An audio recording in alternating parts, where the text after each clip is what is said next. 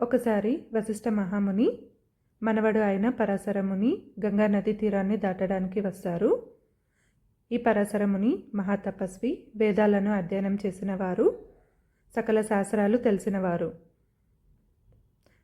ఇతను నదీ తీరాన నిల్చొని ఉండగా నది మధ్యలో ఒక చిన్న పడవలో ఒక ఆకర్షణీయమైన ఒక స్త్రీని చూస్తారు. ఆమెనే సత్యవతి.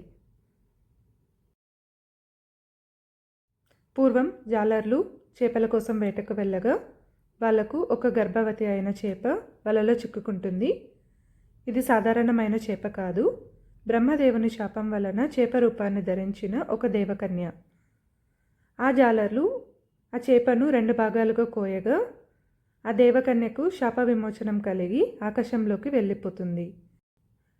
తర్వాత జాలర్లు ఆ చేప పొట్టలో చూడగా 2 పసిపిల్లలు వాళ్లకు కనిపిస్తారు.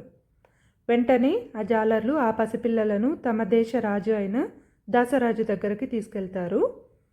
ఆ పిల్లలలో మగపిల్లవాడు మత్స్యరాజ్యానికి రాజవుతారు.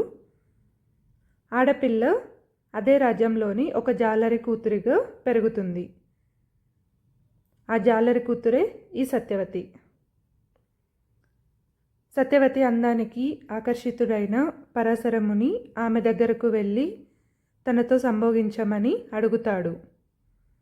తర్వాత ఏం జరిగిందో తెలుసుకోవాలంటే నా పేజ్ని ఫాలో చేయండి.